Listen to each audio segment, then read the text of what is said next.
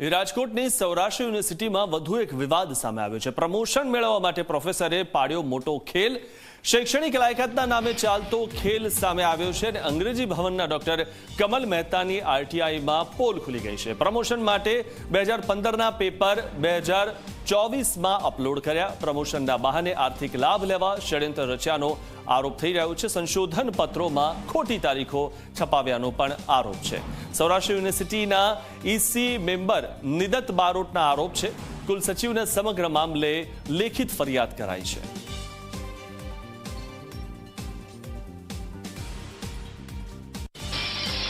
આ બન્યું છે એવી રીતે કે એની પાસે જે પેપરો હશે અથવા એને કોક પાસે કરાવ્યા હશે અને કહી દીધું હશે કે મને જૂના વર્ષમાં અપલોડ કરી આપો, એટલે આ જૂના વર્ષમાં અપલોડ થયા છે, એટલે જ આવી ભૂલ થઈ હોય કે 15ના પેપરમાં એનઈપી 2020 લખાયું હોય અને 15ના પેપરમાં 2018ના પેપરનું રેફરન્સ આપવામાં આવ્યો હોય।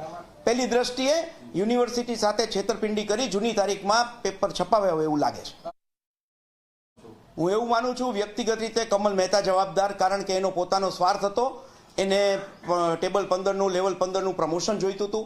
સૌરાષ્ટ્ર યુનિવર્સિટીના ઇતિહાસમાં પહેલી વખત લેવલ 15 કોઈને મળવા જઈ રહ્યું છે અને એ ઇન્ટરવ્યૂ થવાના છે। એમાં આર્થિક લાભ 10 થી 15 લાખ રૂપિયાનો આર્થિક લાભ મળે અને આજીવન પેન્શનમાં લાભ મળે, એ આર્થિક લાભના હેતુથી આ કર્યું એવું જણાય છે। આ મારા પેપરમાં મેં આજે સવારે ખબર પડી અને મેં મારું પેપર રિવિઝિટ કર્યું તો મેં જોયું, હા એનઈપી 2020 લખ્યું છે, બરાબર, એ વાત સાચી છે। પેપર 2015માં પ્રકાશિત થયું છે, પણ 2015માં આ કમિટીની રચના કરવામાં આવી ઓક્ટોબરમાં। મારું પેપર ડિસેમ્બર છપાણું છે। ઇટ ઇઝ પોસિબલ કે પ્રિન્ટ મિસ્ટેક હોઈ શકે। 2015ની જગ્યાએ એ 2020 છપાઈ ગયું છે। એ સિવાય બીજું કાંઈ નથી। બાકીમાં જે પેરેગ્રાફ તમે વાંચશો ને તો વાત ફ્યુચરિસ્ટિક છે।